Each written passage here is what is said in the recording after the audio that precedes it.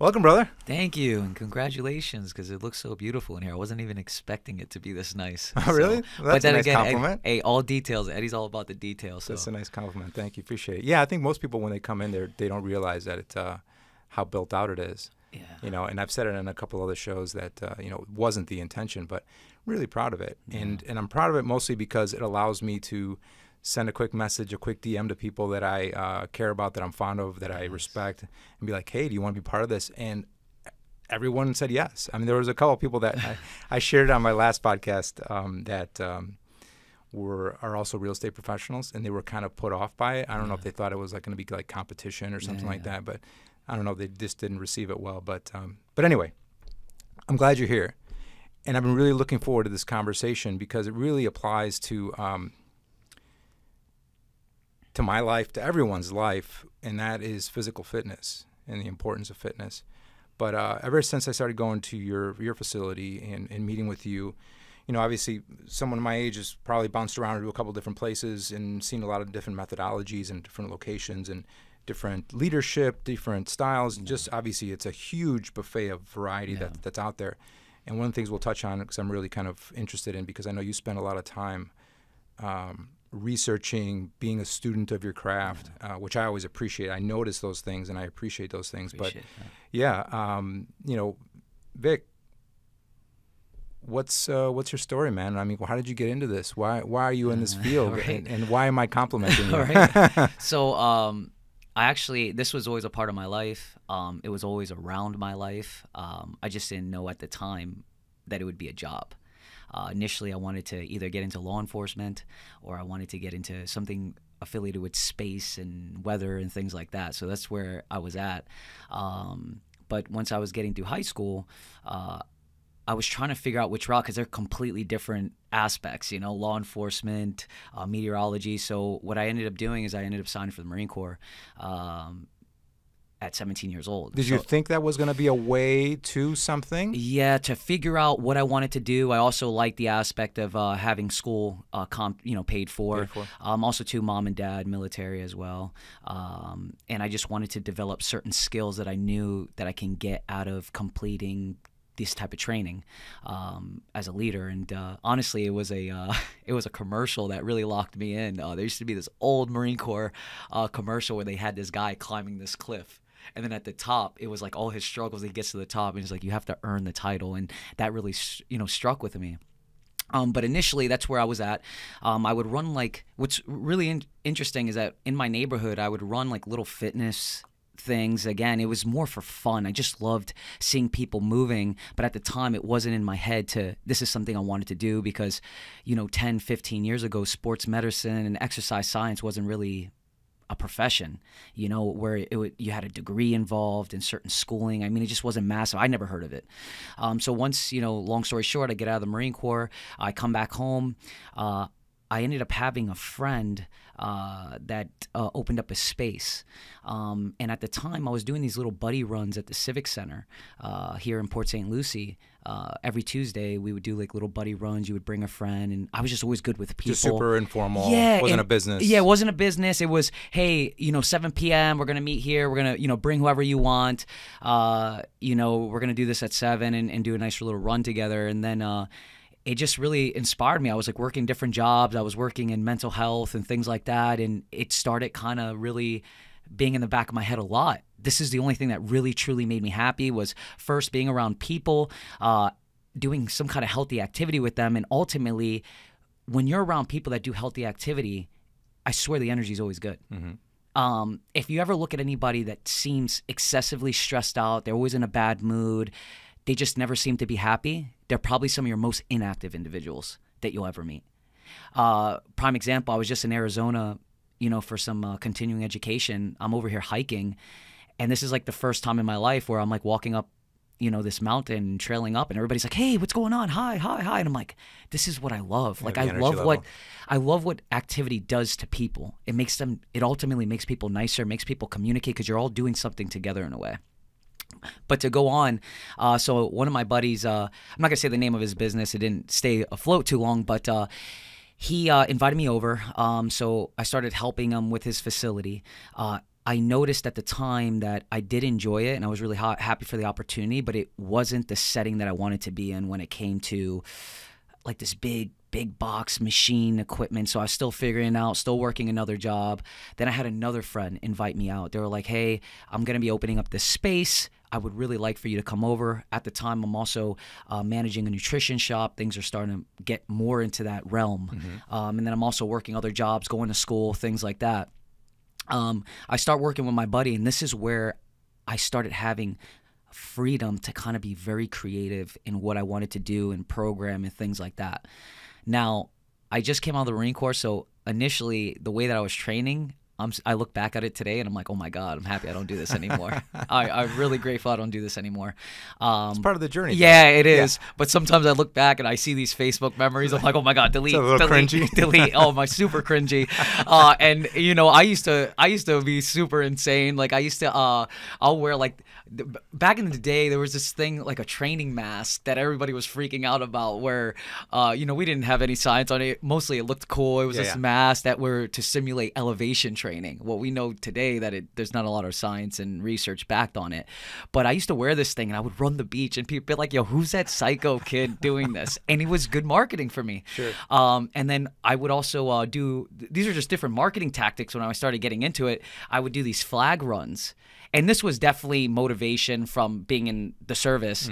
I would have this gigantic USA flag, and I'd have like 30 people with me, and we would legitimately run down. With this mask on? Yeah, mask on, American flag, flags of the facility, all this good stuff. And we would run down US 1 or run down just somewhere in Florida, and we would get a lot of love. Everybody would be like, oh, you know, and it just felt good. Yeah. It almost gave me that feeling of like being in the Marine Corps again, which I absolutely loved. And again, this was in the beginning. So, you know, you had individuals coming in. I didn't really know too much of their fitness background. They're just like, I really want to train with you. And again, I'm so happy things changed, but I was having individuals that haven't trained in years running a mile to start a training session, you know?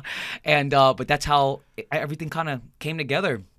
And so once I started working at my second friend's space, I started growing a lot. And I knew, and at the time I was also at IRSC doing a nursing track, which is crazy. Yeah, I was doing CNA work. I was working in mental health at New Horizons. I was working in drug and alcohol recovery.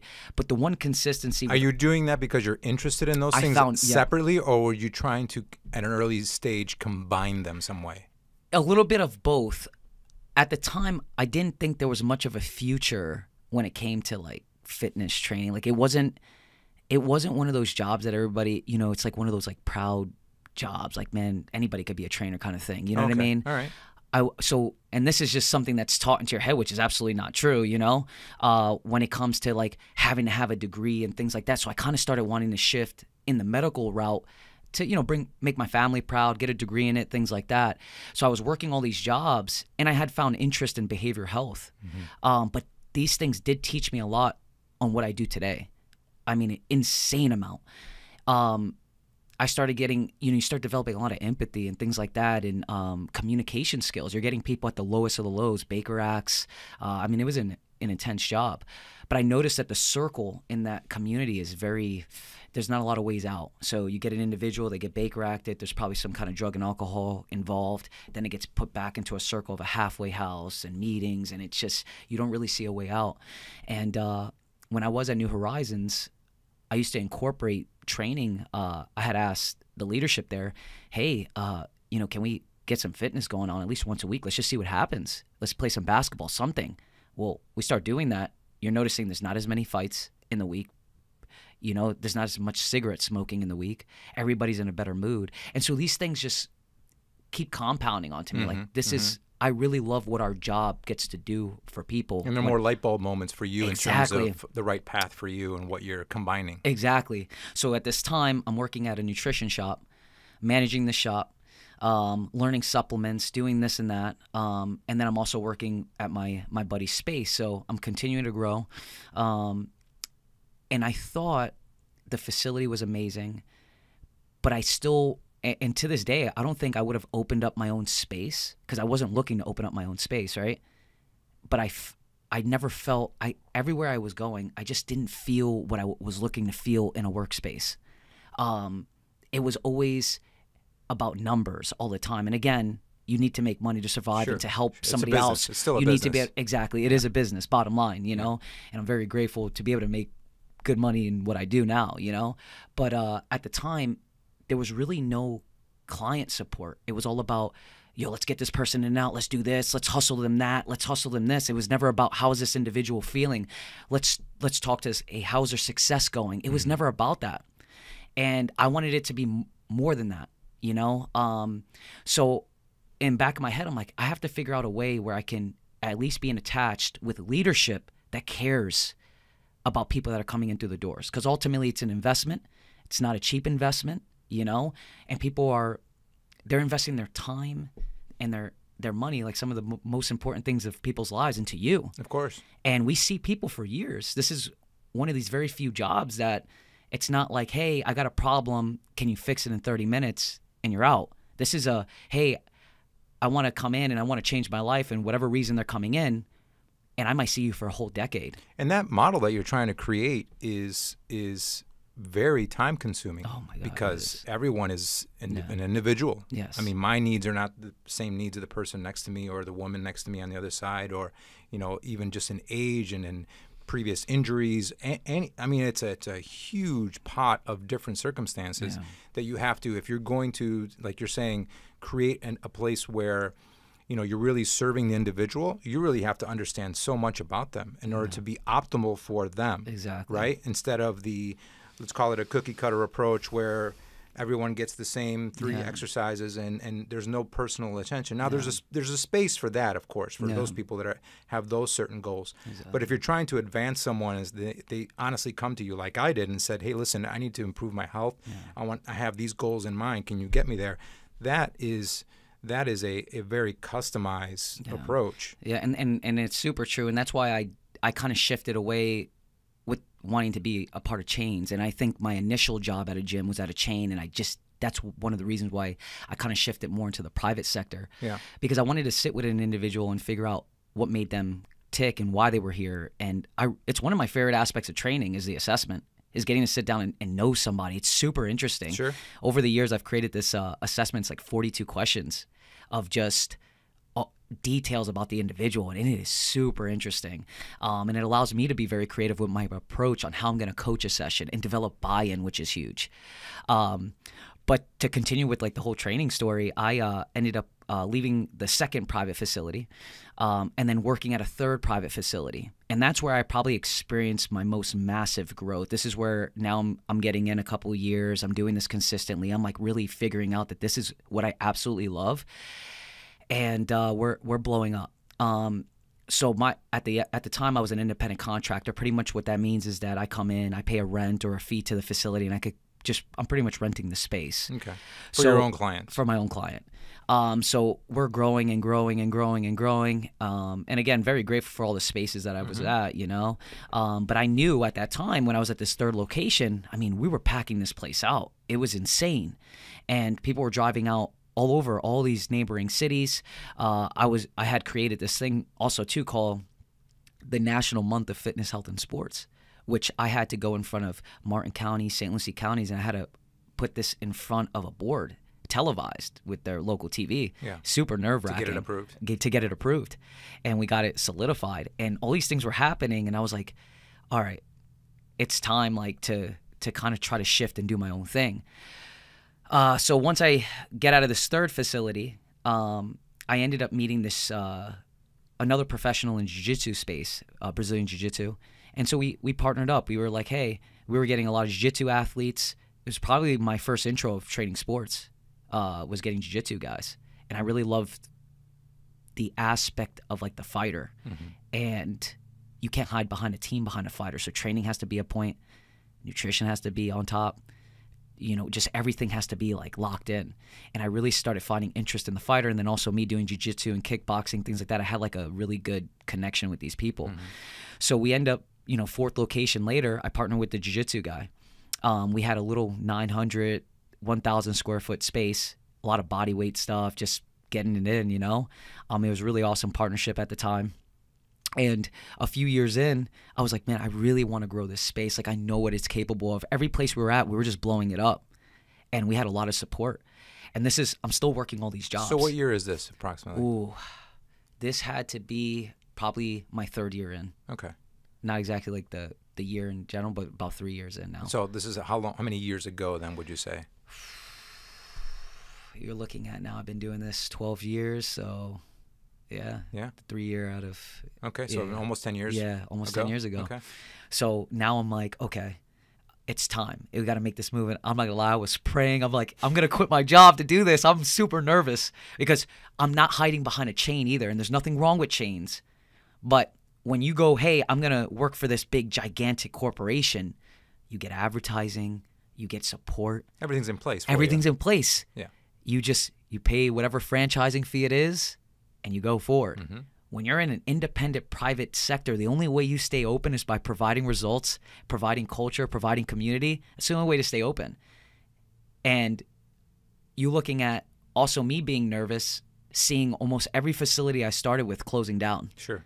I mean, we're the longest lasting. Did you study why they were closing? I was. Did you have an understanding why? And you had great coaches. But what I realized that all of them were missing, and this is why I kept leaving spaces, it was the culture, the client support, the client appreciation, the digging deep. Because you could go in there and train anybody, but they can do that at Planet Fitness too. So what's the difference? So you know what I mean? Right.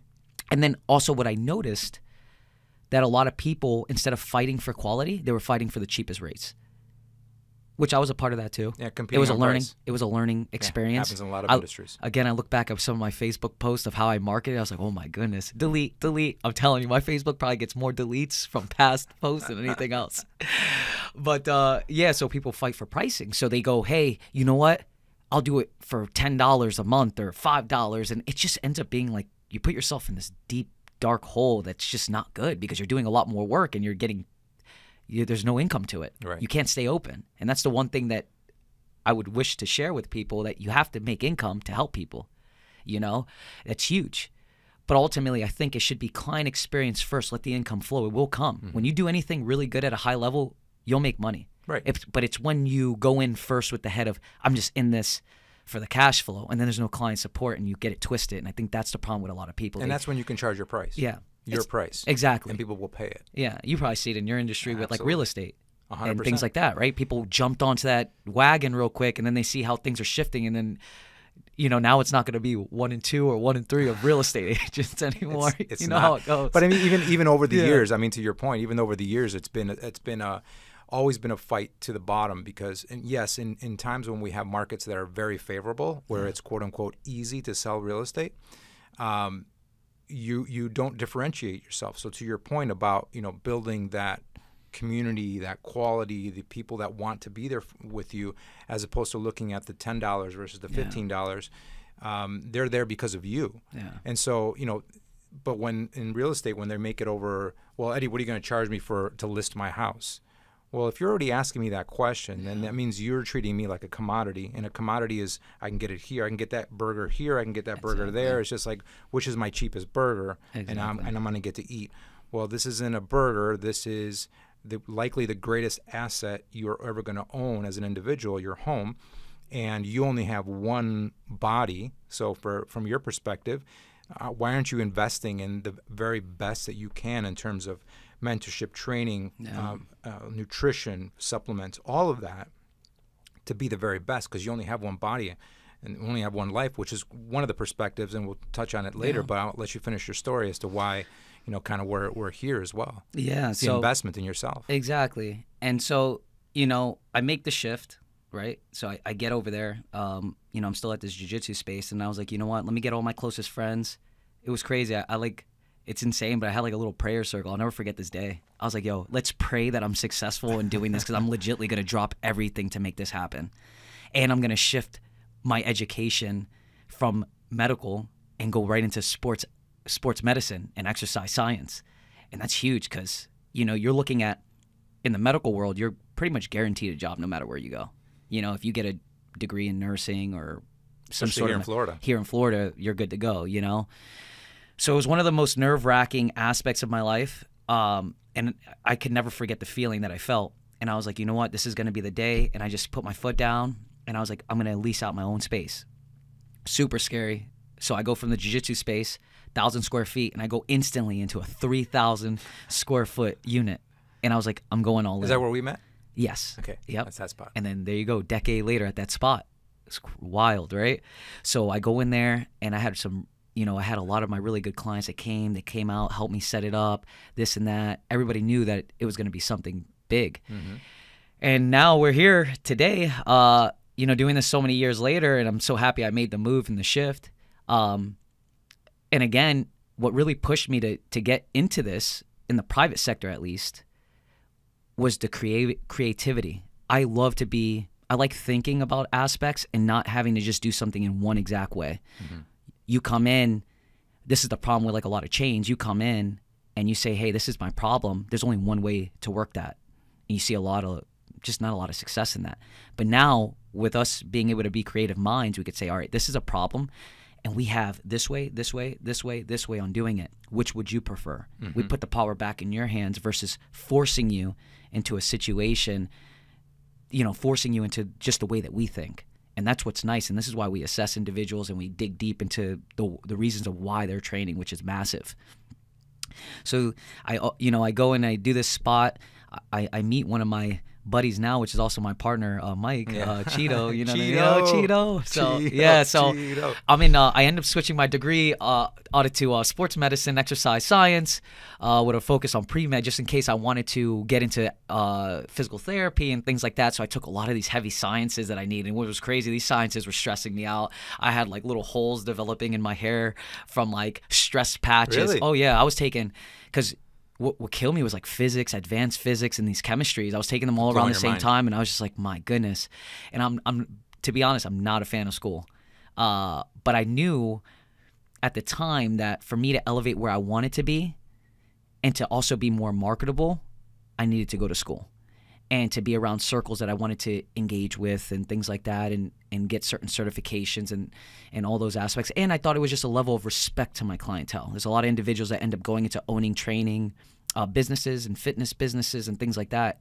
And then their last continuing education was 2 decades ago. Yeah. And I feel like as anybody in the field, and it doesn't have to be a degree or anything like that, but you need to reinvest in yourself. It just shows, respect for your clients and for yourself. And things change. And you want to also present, the most sciencey based aspects of training, nutrition. You want to be able to present the best product ever. And that comes with research and development. If you look at any big businesses, they all have an R&D team. Mm-hmm. Why is that? Because they need to be on top of things. And a huge amount of money goes towards it. Exactly. For that very reason. And all those successful ones invest a lot into it. And so that's like my own R&D team and myself, where I was like, I want to reinvest. I want to submerge myself. So at the time, while I'm doing my own space, I'm setting budgets for rent. I'm setting budgets for equipment. I'm setting budgets for my own personal checkings and savings. And I'm setting budgets from, my own reinvestment to my schooling.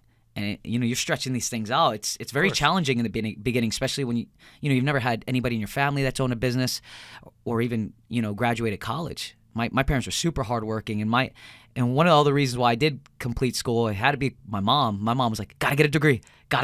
I swear it was in my head nonstop, and I thank her for that as well. My mom was the same way. Oh my goodness. I know I'm still disappointed her there. Right? My mom was always like, you got to get a degree, which again, I'm going to say this again, you do not need a degree to be successful. But for me, it gave me a level of another shield of just leveling up, But a lot of my learning came from mentorships. I'd reach out to coaches and trainers that I really respected. I'm like, man, they do a great job. Can I learn under you? And I would pay whatever it was to pay to be out there and shadow them for a week, 2 weeks. I mean, honestly, if I was bringing in whatever I was bringing in, more than half of that was going into reinvestment, not into partying, not into fun, not even into my savings. It was going into legit reinvestment. I was like, I don't have a lot of responsibilities right now with certain things. I'm just going to take everything that I can and reinvest it. And it was scary sometimes because, it got to a point where, I make $1,000, 800 of that was going into traveling somewhere and trying to learn from somebody. Right. And picking up certain knowledge. And I always use this as you ever seen the little cartoon Mega Man? Yeah. With the little cannon hand. Yeah, exactly. I know this is a lot of people. I brought this up a long time ago, but That's funny. yeah. So I think of this as like a Mega Man thing, right? And I call it a Mega Man mentality. So Mega Man, if you ever watched it, was such an amazing cartoon show. He would level up by beating a boss, and he would like put his hand over somebody who would take his power to get. I thought of this as my education. I'd be like, all right, year one, I need to take in this, and that, and it's going to get me to level up to level 2. And so I called it a Mega Man mentality. Mega Man strategy. Yeah, the Mega Man strategy. And so I would go to an individual that I really respected, and it was like me putting my hand on like what they've learned, and that's still one of the best ways is mentorships. 100%. Because there's things that you've done that you can really, I mean, it's up to that person to listen, but there's things congested in your so many years of what you've done that you can really help somebody greatly and not have them waste a ton of time. I mean, we all need our own experiences, but if you're doing this 30 plus years and you're saying, hey, look, this is what I've done. These are my trials and errors. This has worked. And you're telling me these things, I might be able to save a few years on learning from you because you've taught me something, and so that's why I took these mentorships, and that's what school doesn't give you. Right. School gives you this like one way of one way of thought. And so I'm going to school and then doing these mentorships. I'm like, these mentorships are really touching me. So I do that for like the first 5 years, not making any money, to be honest, like just to stay open. Mm-hmm. And, I noticed that my training is getting better. I'm getting my hands on everybody. I wanted to train everybody. I wanted to train you, your mom, your cousin. I was like, I'll train everybody. I just want to put my hands and get these experiences. And that's another thing. A lot of individuals in our industry, they try to attach themselves to a specific population way too fast. It's like, I guess like in real estate, it'd be like, I only want to sell luxury. Mm-hmm. When you need to have experiences with everything, and it's same thing with me. People want to be like, I only want to train pro athletes, which I absolutely love. But you need to be able to generalize. One of my coach friends has said this really well, and it's like, you need to generalize before you specialize. And I truly believe that because it gives you experiences on how to deal with certain issues when you get there. And so, I got into the general pop, kind of like boot camp style things, and I knew I wanted to do more. And so that's where school came in, mentorships came in. I was like, I need to get a team together and really put this together. And that's where we're at today. And, so many years later, longest running private, non-chained training program in all St. Lucie County now. Congratulations. Yeah, appreciate it. That's great. And to this day, while a lot of people still get comfortable, I kind of like the chaos still. I still put myself in these scenarios to grow. And that's the biggest thing. I had a buddy, Thomas Plummer, which is a huge business mentor of mine in my industry. And he said, a lot of times the 5-year debt to most businesses, the reason why it's at 5 years is because they've made it. They know what to do to get to where they've done, and they kind of like hold it now, and they don't want to do anything to expand anymore because they're like, we're good. And it's true. I felt like that sometimes where I'm like, am I really doing stuff to constantly still be innovative and grow the business instead of just holding on to it, And that's the problem with a lot of businesses. They get it and they just hold on to it. And the things that got them to that 5-year mark, they stop doing. Well, obviously that just leads into one of the biggest things ever is fear, right? Yeah, people get scared. Goodness, yeah. Like, I've got it okay right now. My car payments, my house is okay, and my family's okay. I've got a couple bucks in my pocket. I can do a few things, but you're right. That next level of leveling up to take a chance again when you've already quote unquote made it is very, very difficult. But I mean, for someone who's done it, who's built a business and has gone through it to get there, I'm surprised more people don't realize that it's like, I got to keep doing it. What got me here, I mean, I've got to switch it up and so I can get to the next level, or at least at minimum stay afloat and not close. Yeah. Right. And that's huge for sure. And some people are good with just staying open. Yeah. I can't do. We had like a podcast in California, and I remember I was like, how like the beach waves are really flat. I'm going to find a way to create a little ripple. I don't know why I do these things, but I put myself, if things are too calm, I kind of like controlled chaos. I'm like, you know what? Let's shake it up a little bit. It may not be the best thing, but it's just, I like to test myself. I don't ever want to get comfortable, I really do like to test myself where it might be a little scary again. I don't know if I'm like kind of addicted to like slight fear of like, man, what can happen? Sure. Or I know every time that I've been terrified and I've taken a jump, it's came back tenfold. And not every time it's going to be like that. You're going to take L's like we all have. Of course. But the real solidified ones in the game are the ones that could take those L's and find a way to turn them into a W. And every time I was always terrified of something, I always just, and I learned this from Tony Robbins. I went to Unleash Power Within, and that's certain things that I would do too. But I remember just always think of things that you're grateful for, even if you're scared, right? So I would think about at least 2 things I was grateful for. I have a business, and I'm not like running in the streets or anything like that. And, I would just at least look at like 2 to 4 things every time I got terrified of something.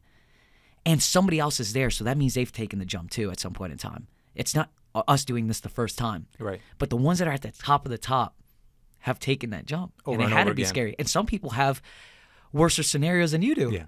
Yeah. They got a whole family, real estate, whatever it is. They got a lot of things that if they make an L, not only do they take that L, but everybody in their circle gets hurt. Yeah. And I was like, this is the time for me to do this. And I learned a lot from this Tony Robbins thing, and that's what I used to do. I would go like one like self-heart kind of conference. It could be like a Tony Robbins, and then I would do one skill-specific training a month, where it could be like focused on sports performance or dietetics, and I would keep doing that every single month, because of the Tony Robbins things. And I went to go see this guy named Eric Thomas, which is I've been able to see both. Goodness, amazing. Yeah, they're both amazing experience, and it's also. It's amazing. One thing that really attracted me to them is like how they can relate to so many people. So like they talk to millions of people, and I'm like, they can really dig into their souls. And I wanted to figure out, that's really the initial reasons why I went, because I was like, how can they do this? This is insane, So, it's just all over the world. And so I would try to pick up things from these guys. And again, it comes down to reinvestment, not only in your exact skill, but in communication and how to involve yourself with somebody who's massive. So what is that trigger for you? When are you kind of, I'm ready for the next thing. I'm ready to, jump out this window, so to speak, and try it again. What's that trigger? Is there something that's happening quietly? It's a little too quiet. It's a little too slow. It's a little too, what is it? I think it's when things are too good for too long. And I love having things too good too long. But I think when you're at pretty much like at a maintenance, right? Like you've been in business for so many years, things are good, they're sustainable, and you're like, hey, what can I do now to elevate this? Right. And that's where I'm at. And nothing makes me more happy than pushing that pace. There's nothing that makes me more happy. When I'm in that like weird stressed situation, like I'm kind of happy too. It's the weirdest thing. So right now you're doing it on a regular basis, you would say? Looking to or thinking about? I do. Like even, recently, we're looking at digging into the South Florida market. That's freaking scary. A lot more competition, a lot higher of an expense. But then on the other back end of that, you have some of the biggest sports in the world down there. You have a lot more people in the market for what we do when it comes to, it's just a healthier community in general when you start digging down south in a way. But yeah, we're always looking at these things. And that's why I go down south. I want to feel the environment. I engage myself in certain events, and I want to talk to people. And I also want to show support to other people that are doing it currently. So like I go to different places, I'll book a session, I buy a shirt, I show love. And I think that's how it should be. Sometimes in our industry, it gets a little culty. Like they pick a brand and they're just like, that's it. Yeah, that's it. And it becomes really funky. And that's not what our industry should be about. It should be about, even in sport, right? If you look at the best athletes on the planet, they're cross-trained. They work through a real big variety of sports. They're not just specialized really, really young, meaning that a kid goes into school, he played soccer, football, track. That kid's going to be a better athlete than most likely of somebody just doing football their whole life. It wasn't that long ago that I noticed that a lot of professional athletes started doing yoga. Yeah. And that combination was odd to me at first, and probably for a lot of people, it was like, it makes total sense why you would cross-train that way. Yeah. And they all have their benefits. Exactly. And so that's how I see it when it comes to like our space.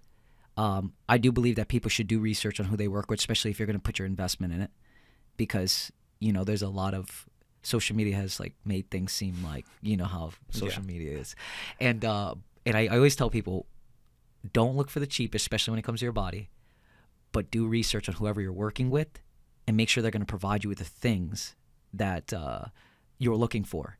And one of the best ways to figure that out is if you go to a place, right, especially in our industry, and you're like, hey, I'm looking to train. If there's absolutely no sit-down process where they're trying to figure out what you're looking for out of this, I would run away. So if it's one of those things that you could just like go in And Again, if you're looking for that, there's nothing wrong with it. Like, I go to different places, I just jump into sessions. Yeah. But if you go in, I'm looking for a pretty much like a professional coaching experience. The only way for me to provide that is if I get to know you. If I just throw you into something and there was never like an assessment process, it's probably not as good as what you might think it is. There should always be some sort of a documentation process of why you're looking to be here. Mm-hmm. And I think that's huge. And again, not on the other side of that for people that look for that because I do it myself, like to just change things up occasionally. Sure. There's nothing wrong with that. But yeah, that's where I'm coming from. But for someone who's getting started on their journey for the first time, and like they set a goal that I'm going to go from here to here, especially for those people, there needs to be a day one type of assessment. I agree. Yeah, because you need to be able to take in injury history, their thought process. Ultimately, most people that come into a training space have some kind of body composition goals.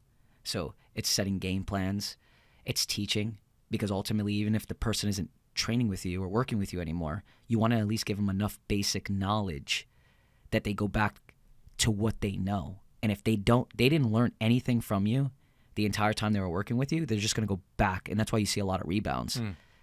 They were like, I don't even remember what we used to do. I don't remember even how to eat. I don't remember how to do this or that.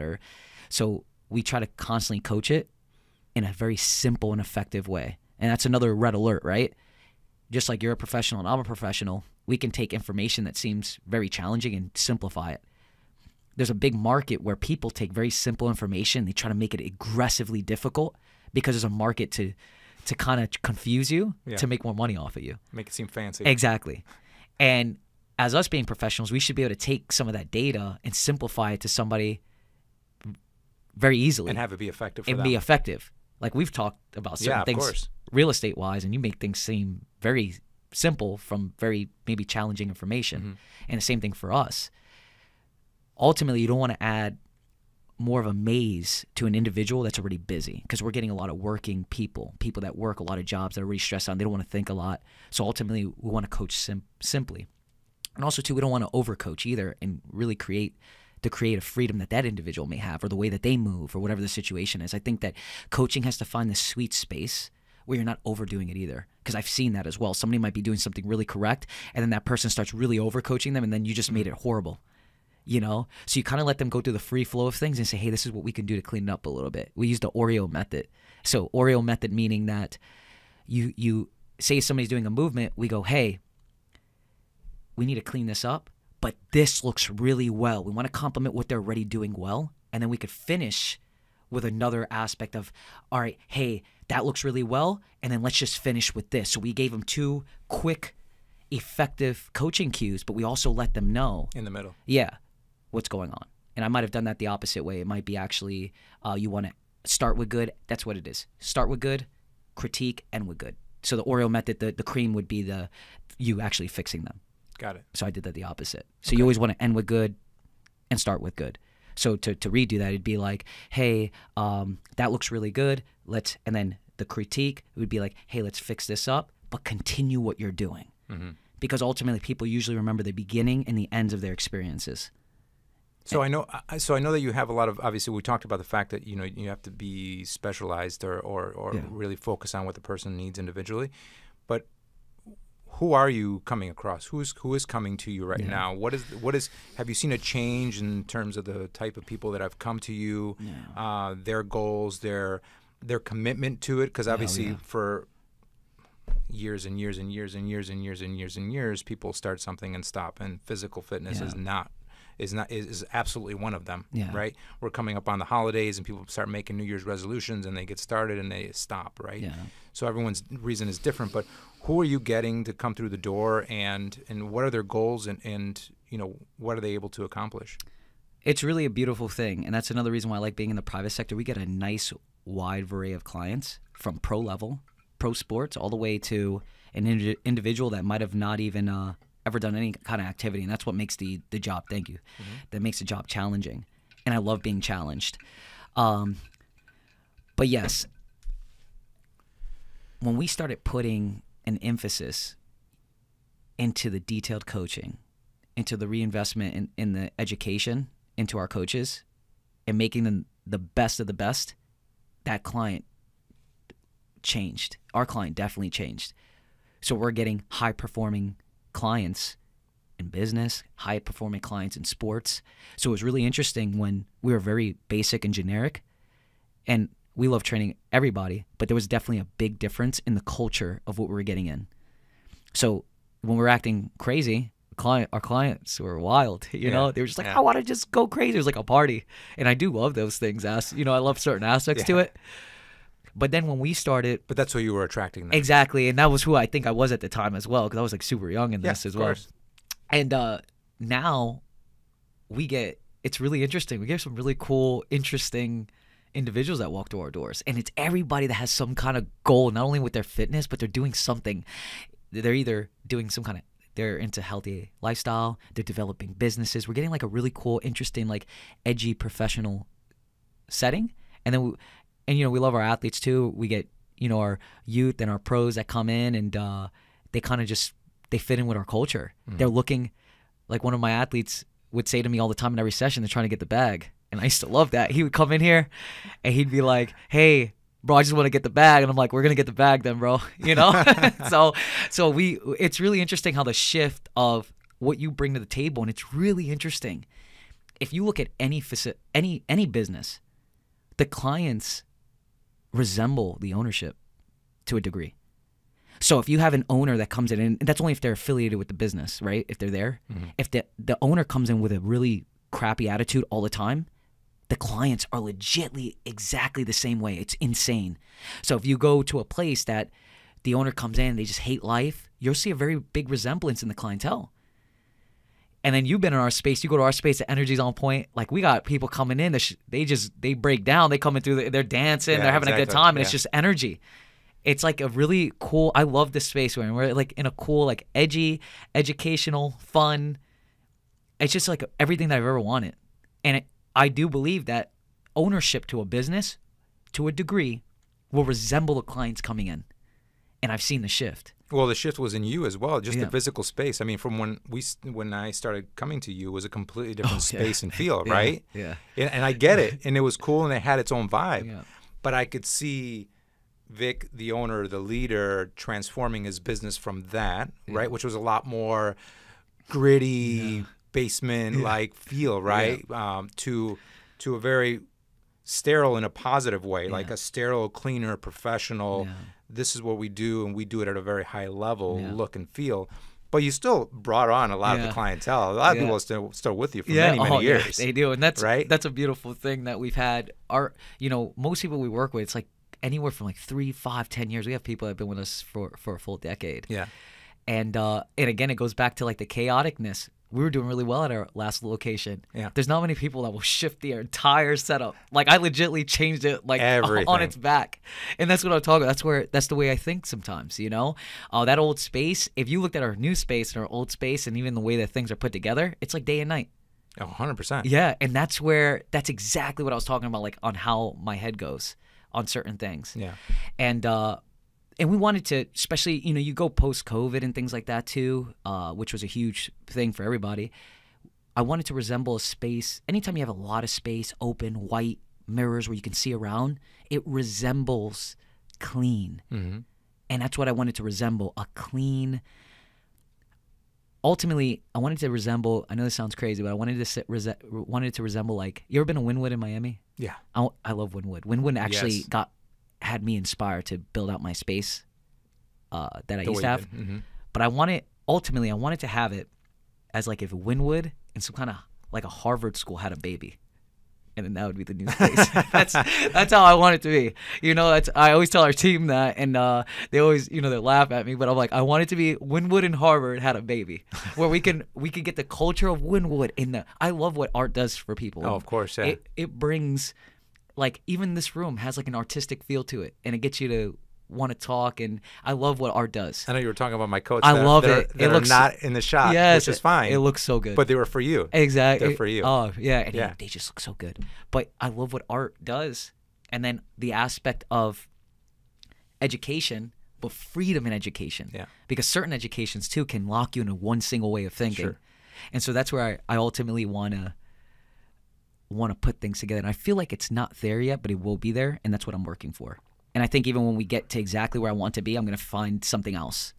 You mean in terms of improvements or changes to the studio itself, or next step besides the where you are now? I think a mix of everything. Yeah, the studio, definitely. I want to situate it even location-wise. You know, we're looking at a few different locations, and yeah, I'm just always like thinking. Like I put a lot of things together. I write a lot. I'm like, ooh, and everything that comes to my head.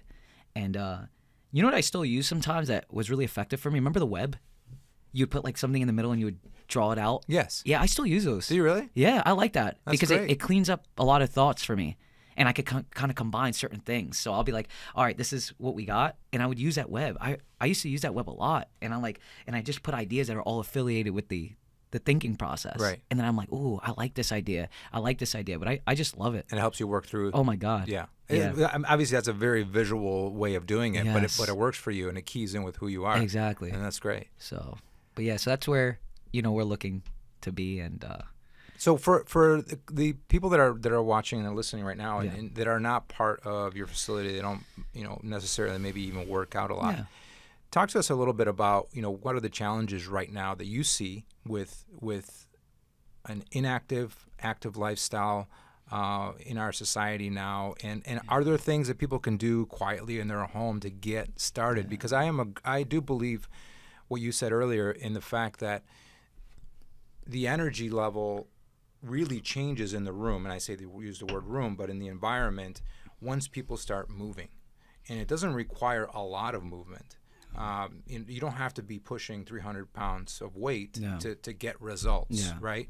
So, you know, there's one thing that I wanted to accomplish with this podcast and these meetings is to bring out information from experts that I get a chance to sit down with that people could use that really could impact their life now. Yeah. Okay. You know, what kind of thing would you share with people that, you know, obviously I know just from my amateur knowledge and learning is that diet is probably the number one thing to do even before you even start moving.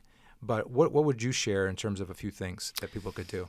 All right, so we know for a fact some of the biggest problems that we have in the United States, and it's getting worse and worse, is that people don't move enough and they eat too much.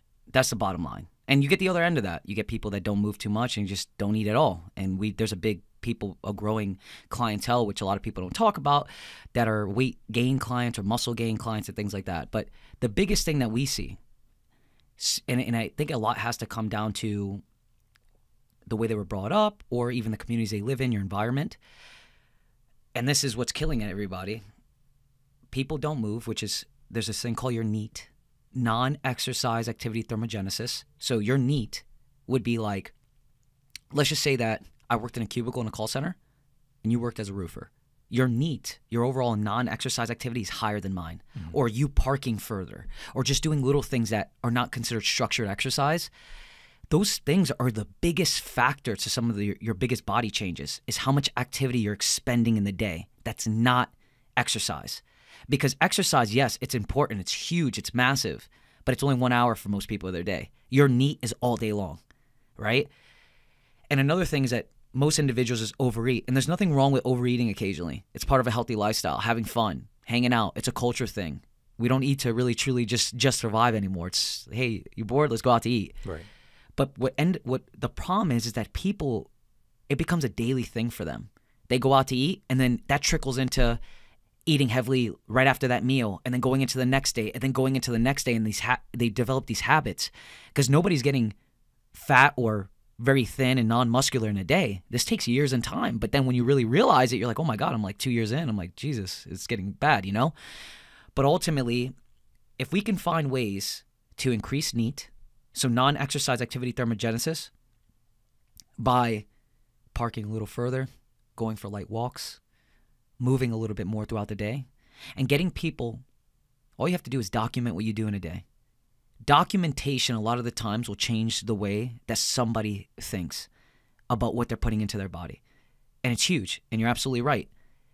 There's no way to outwork an excessive caloric dense diet. There's no way to do it. So when you get an individual to go, hey, just give me a week's worth, right? Because people come into us all the time and they say, man, I want to really change my diet. Well, the only way that we can change things, or you change things, is by documenting what's happening first. Because you're never going to know what to change if you don't even know what you're doing first. Which you had me do in the very beginning too. Exactly. Yeah. And there's something about that when you have to document your intake that kind of gives you an accountability where you're like, man, when I have some people, they document, and they probably only document the things that they want me to see. Sure. But I always, ultimately, it's you, it's not me. Right. And if you document these things, it makes you more aware. So then you look at this documentation and I go, well, what do you think, you sitting there looking at this, and this is something that somebody could do at home. How did you feel every day, just in general, from what you had, your intake was? And ultimately, if you want changes in composition and health, what do you feel like you can change out of this documentation for the week? And I'm going to be honest, if most people cannot document what they do for a week, they're probably not going to change anything they do. Because ultimately, if they can't hold that responsibility of just documenting a week's worth of intake, they're not going to listen to anybody, no matter how good you are.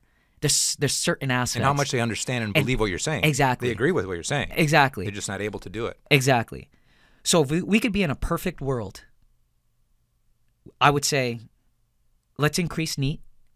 Let's increase walking. Walking's something that is phenomenal for most people. If you look at people, even here in Florida, that are in their very aged years, there's one consistency. They walk, they bike ride, they do those into their 80s and 90s.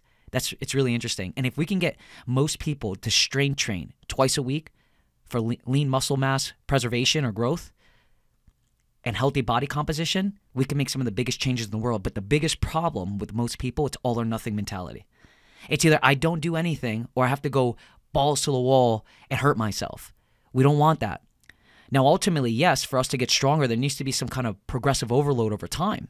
And that's where a good coach can make sure that you're getting those things and documenting.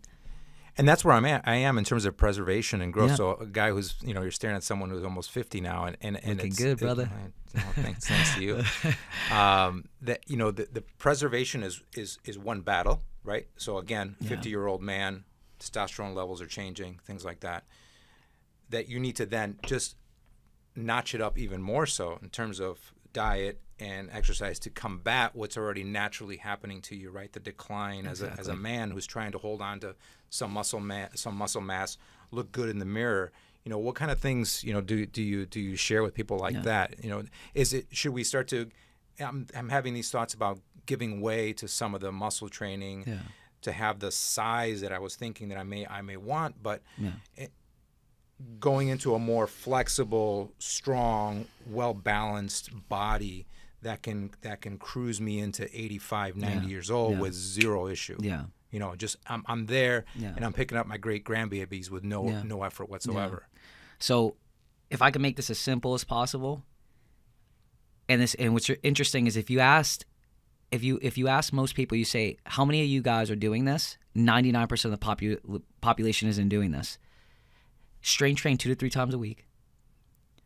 Get your protein intake to anywhere from, typically we like to aim for about 1 gram of protein per 1 pound of body weight that an individual would like to weigh. For some people in the beginning, it's just not capable of. So ultimately, let's just look at increasing protein intake because it's going to help with satiety and satiation and lean muscle mass, right? Let's get people to increase their NEAT and just be a little more active, especially in beautiful Florida. You have a lot of sunlight all year long. People don't have to hide out, And I also believe that being acclimated to the environment you live in is huge, right? Like being out in the sunlight 30 minutes a day. It's phenomenal for your bones. It's phenomenal for your mental health. It's phenomenal for your sleep. There's like certain things they show that getting sunlight 30 minutes a day, it just aids in sleep because of like the melatonin production or something like that. So getting in the sunlight, increasing NEAT, strength training 2 to 3 times a week, no matter what. And that's going to be very important. And it doesn't have to be crazy. You pick a lower body movement. You pick an upper push and upper pull, do that 2 to 3 times a week, right? So giving you a quick example, let's just say I train Monday, Wednesday, Friday, and this is just for the very simple individual. If somebody came in and they say, absolutely, I have not trained forever, I might start them off with 1 time a week with a 1 day a week of like on the opposing day, let's just get you walking a little bit. And once you're here, is this a recipe that you can carry on for the rest of your life? Yes, it's a recipe, but also too, ultimately, if you want to continue to progress, there needs to be some kind of growth in training as well when it comes to either more volume, more intensity, which would mean higher loads in lifts, or more contact times, right? But for an individual that never came in or never did anything like that, let's get an individual walk more, do things that they like. I'm a big fan of letting your NEAT be the things that you absolutely enjoy, your love. Like for me, I enjoy running. You don't have to love running, right? But it increases my steps in the day. If you look at any country, and I think they call them blue zone countries, the people that live the longest. There's like 5 of them. It's consistent. They walk, their steps throughout the day are extremely high compared to us in the States. So their NEAT is extremely high. They're in environments where they can be outside a lot. They're outside a lot. They walk a lot. They move a lot. Their steps are very high, and they don't overeat. And what's really interesting is they're very family oriented when they do eat.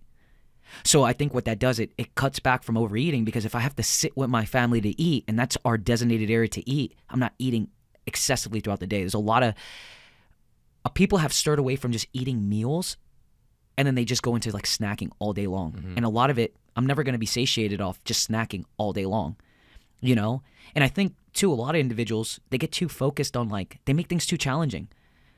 You know, they'll go to the store and be like, oh my God, I only have to do it organic, you know? Yeah. But it's like, let's get the foods in you first. Let's get you increasing vegetable intake. Don't worry about the chicken being organic right now. You know what I mean? Well, that's a whole other conversation. Yeah, that's a whole other conversation. Oh my God, foods it's such a marketing. Yeah. But people make things more difficult so they don't have to do them. It's like this self-destructive thing. It's like when somebody's really close to success and they do something to really make sure they don't get there. I've seen it. Well, I'm grateful in my household, and obviously I know it's a benefit of mine, but I have a partner, my beautiful soon-to-be wife, that lives a very similar way, so it makes it a little bit easier to do that, right? You can make better choices. That is massive. Your environment is huge. It's one thing for me to be doing this with you and having this conversation and getting rah and writing stuff down and be like, I'm going to do it. Yeah. But when you get home and you're not there, it's a different vibe. And that's so huge. Like what you just stated, like your environment is almost everything. And we've seen it in our space with our experience. If you have one individual that's just trying to get healthy, and the entire family, whoever they're living with, they could be boyfriend, girlfriend, wives, moms, dads, if everybody else in that circle is not in, you see a way higher failure rate. But when you have somebody else around you that's engaged, your success rate is extremely high. So that's something else that you can look at, is changing your environment and voicing to your environment that, hey, look, I'm not trying to compete on stage or anything, but I just want to get a little bit healthier. I want to get my blood pressure where it needs to be. I want to get my body composition where I want to be for just general wellness. Let's go for this walk together. Hold each other accountable. So that's like the first things you can absolutely do. Shit, right? I want to look nice. I want to smile at myself in the mirror naked. Yes. You're like, hey, man, you're looking pretty good. Exactly. That's, those kinds of things too. Yeah, so let's just say you had absolutely no budget to hire. I'm going to make this as simple as possible. Yeah, you had please. no budget to train. No budget, right? Let's just say this is what you would do, okay? You get yourself a little, at least for the first couple of weeks, you get yourself some kind of documentation, right? We're going to use that as your food log for initially. It doesn't have to be like this forever, but it gives you an idea of what you do, what your habits are. Boom. Let's just say, most people have a garage, they can get themselves a few dumbbells, whatever. They pick a lower body movement, they pick an upper push movement, and an upper pull movement. That's it. They go 2 to 3 sets. They do that a couple times a week. Hopefully they have ways to make that more challenging over time. They could play with a whole variety of different rep ranges, because the science shows now, which is really interesting, back then, it used to be like, well, if you wanted to focus on hypertrophy, you needed to be within a certain rep range. Which is muscle growth, correct? Yes. Yep, muscle growth. So if you wanted to focus on muscle size, hypertrophy, muscle growth, you had to be within a set rep range. Now they show that as long as all reps, or the reps that you're working in, are taken to high failure, hypertrophy is very similar across the board. Now, hypertrophy and strength are two different things. You can have somebody have a lot of muscle size and not a lot of strength. So meaning that strength would be within like a 5 rep range of whatever you're choosing. That's true strength. But when it looks at muscle size, which most people are looking for, they could be in an entire variety of rep ranges of whatever they really like to be in. So you can go 12 to 20, 8 to 12, 4 to 6, whatever you really, really enjoy. So you pick a lower exercise, an upper push, upper pull. You do that 2 to 3 times a week, and you do that forever for the rest of your life. And you make them interesting by changing tempos, so time under tension, how slow you move, how fast you move. You could do that by having different selections for lower body exercise. You might be like, hey, My lower body this week is going to be a squat and a hinging pattern or a deadlift pattern. And then next week it'll be a lateral lunge and a linear lunge. I think variety is also the key to success for long term, where you can kind of like change things out, but you're still benefiting the overall cause. Same thing with food, right? Having variety in your nutrition is massive. Anybody that we've seen have a lot of success for long term, there's a way to progressively overload whatever the scenario is, and there's variety in it. So, like giving an example with food, have a list of proteins that you absolutely love and change them out throughout the weeks. It doesn't have to be the same thing all the time. But the problem with most people is that when they think eating healthy, automatically, what's the first thing they say? Oh, I can't have carbs. Oh, I got to do keto. Hey, it's only chicken and broccoli. Yeah, I got to do just regular lettuce. It's just crazy. I wouldn't want to eat like that. If I looked at my plate and I looked down on it and I saw iceberg lettuce with a boiled piece of chicken, who's doing that? That's disgusting. I wouldn't want. You got to think long-term success. Yeah. And when you go out to eat, and this is the thing, there's flavor. For some reason, when people go home and they start putting meals together for themselves, they're like, I'm going to make this the most grossest thing. I want to make sure that we know that I can't sustain this, Put flavors in your food. Use different seasonings. It can taste amazing. You want your food to taste amazing, especially if you're ingesting it and you're going to be taking it in for the long term. So simple ways, right? And because a lot of people are cut on time, like I've done this in the past, right? I'll take like chicken breasts, right? I chop it all up and I'm like, oh, I'm gonna do some Cajun garlic. I make it amazing. And then what I do is I chop it up. I'll either put it in the freezer and I'll have it out for like 2-3 days. I have just for lunches, things like that. And then I change out my vegetables. I think vegetables is an awesome filler. You're gonna need to take in vegetables. I know a lot of people don't like it and they don't want to hear that, but vegetable intake is just gonna be phenomenal for you, and it's also gonna increase your overall hydration level. So if you don't drink a lot of water in a day, you take in more vegetables, your hydration levels go up. Because of the water in the what I found is that once you're making strides and making improvements in your health, and you're strong and you're healthy and I feel like I've seen it in myself. You start to create this this burning effect. So like when you do go out because you want to go out or you want to have that ice cream or you want to have that dessert, nothing happens to you. Exactly. Like nothing. It's not like the devil. It's not like all of a sudden. That's what we got to say. You don't wipe away all those gains. It's just like you've built such a furnace that's constantly healthy and burning that you put it in, it's fine. And that's the thing. And then also, too, you've learned your habits. You've learned what you do most of your day. Exactly right. And that's the key. It's not like you're going out, you go out to eat, right? And then you go, right after you're going out to eat, you have a dessert, you're going home and slamming another one, and then another one, and another one. And then the next morning you're waking up, you're like, you know what? Let me just slam a few Pop-Tarts. And that's the habits, you know what I mean? That's the problem that most people do. They can't just go out to eat and have a good time. Or you get this. You get the individual that goes, oh, sorry, I'm on a diet. And they do that in front of their peers. They do that in front of their peers. Right? Then they go home and they're smashing everything. You see that a lot too. Go out. Have fun. Make sure that you're enjoying life, right? But ultimately, your long-term habits are what make the biggest changes in your body. There's nobody that's ever gotten fat by just going out and having some ice cream. What they do, what ends up happening for people is that they don't move and they overeat all day long, and there's really no true nutrition in their diets. Yeah. It's snacking all day, and that's the problem that we see all the time. And I think a lot of individuals, they underestimate how much energy they're intaking in the day.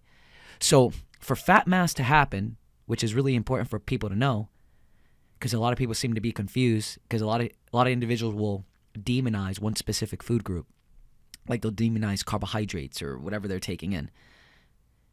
It's not the carbohydrates in itself, it's calories in itself that's going to aid in getting somebody either fatter or leaner and things like that in your balance. So it's called SICO, right? Calories in, calories out. Mm-hmm. It's energy balance.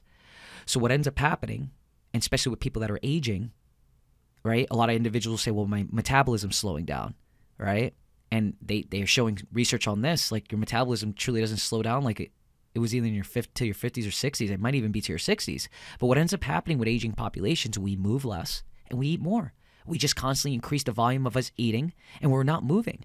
And especially with the shift of not having to be in the workplace anymore, you saw a massive growth in body fat. We've seen it in our space. When we were composition people, we were like, oh my goodness, like the shift in the NEAT has decreased so much because you didn't have to drive to your workplace. Maybe for that little walk you were taking for lunch, you're not doing anymore because you're staying home. And when you're home, you're more likely to snack more, so your intake's higher. you know? So ultimately, if you want to drop body fat, you have to figure out what you're doing now, and you have to get active. Does it have to be extreme activities? Absolutely not, right? But if you have some specific goals, right, and you go, hey, I'm looking to do this, this, this, and that, yeah, you're going to have to work a little bit harder than somebody that's just looking for general health. Some people will have some really specific visual goals that they're looking for, or performance goals, and they might have to have more contacts in the facility and be a little bit tighter with their nutrition. But for most people, they just got to find the balance of not constantly overeating and just getting some movement in their day. And not only that, if you feel better about yourself, the community's better because you're going to be less of an ass to people. For real. When you feel good about yourself, you're typically less likely to be rude to people. It's absolutely true. Right? Yeah. A lot of people put their negative energies on other people because they're not happy with themselves. Right? Right now, if somebody came storming into this room with a horrible attitude, we kind of get a visual of what they would probably end up looking like to a degree. Probably really messy, like not taking care of themselves. You know, there's a very consistent image when you think negativeness. Mm-hmm. It's really interesting. I see it all the time. And if you take care of yourself, because everybody is always like, man, everybody in this planet's an ass, it's always so negative. Let's take care of ourselves first if you truly want to make a change. Because that's one thing you always see. Man, everybody's so rude. Have you ever thought that we're the ones being rude to each other that's making the world so rude?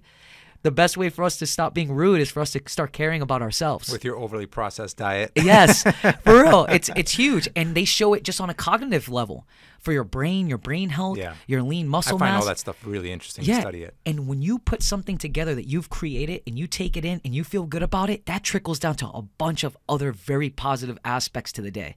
Even though it's a little more challenging at the time, you give it a few months in, you're like, man, I really feel good. I'm very happy. You're going to want to tell people about it. You're going to want to do more activities. You might take on a new, we've seen it, take on a new job or, do one of these events, or they're feeling good about how they feel and look. These things all play a part, but that's the hardest part. Everybody wants to kind of like hide behind excuses, and things could be so simple.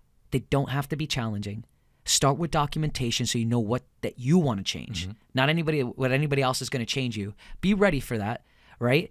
Start increasing that vegetable intake a little bit. Start increasing that protein intake a little bit. Play around with different carbohydrates and fats. Have balance. But again, that's the key. You tell somebody balance, they'll be like, oh, no, I can't do that. I have to do only plant, or I got to do no carbs. It's like, don't overthink it. Let's just get you doing something consistently for long term. It's just like anything else. It takes constant. If you want to get good at something, you have to have constant contacts. It doesn't change overnight. It's never going to be perfect. No. But you know what that does? It gives you the freedom to be like, yo, let's go out to eat. Let's have a few drinks. Let's do that and that. But that next day, right, we're back on grind. Again, it's not aggressive grind, but we're back on it. We're like, hey, I'm back on having a nice, good, healthy breakfast. And that's another thing. You see a big rhythm. Somebody might overeat a little bit. And then that next day, they don't eat all day. And then they overeat at night. And then it goes into that really crazy... Yeah, funky rhyme. Yeah. Just go back to what you know. Get that good balance in you. You're not going to get fat overnight. Don't be scared. Ultimately, the only thing you should be being scared of is trying to get on something that you can't adhere to and sustain. Adherence and sustainability is the biggest factors to everything. And that requires variety, your environment, everything. So if we keep talking about balance, and we kind of reset it towards business, and I know that one of the things that obviously the challenge for you is that sometimes when you are in balance with your business, you want to try to strike in a different direction and grow and everything. So what's the next coming up for the X House and for your business and your growth? I noticed that you're also training the entire fire department for Port St Lucie. So congratulations again for that. Obviously, that's a huge feather in your cap to be able to do that. And to win that accolade and that responsibility. But where do you see the next change for either the physical facility in terms of growth or, new staff, new training, where do you see that? What are you hoping for the next coming year? Honestly, we just want to keep elevating for sure the team and the facility. I love just elevating it. And we're doing some shifts inside now that I just can't wait to show everybody. That's great. It's going to be super exciting. I would definitely love to be in the education space for like new trainers and coaches coming in. I've been digging into that a little bit more because I've had a lot of coaches reach out to me for mentorships on how to get started because it's very confusing in the beginning. And hoping that I can really make a change on the coaching environment, because it could be very toxic too, and talk about balance like you were saying. I actually ended up moving like 30 minutes away from my facility so I could have balance, because I didn't want to just, when I was a lot closer to my space, I'd be there all the time. So I was like, I'm going to live like 30 minutes away, so I can't be there all the time. And this year and last year and things like that, that was like my biggest thing. Travel a little bit more, enjoy my life, focus on balance, and I'm a lot happier. I coach a lot happier. My energy's always on point. That's one thing that everybody always tells me. They're like, man, your energy's always on. And because I have balance, like give an example, I have sessions today, but I balance them out in the evenings where I'm not killing myself. And that's one big thing in business, is that you got to find a sweet spot where like your business is not overtaking your life, because you don't want to, business is business. It'll be here one day and not be here one day, just like all of us. So we want to make sure that we have that balance.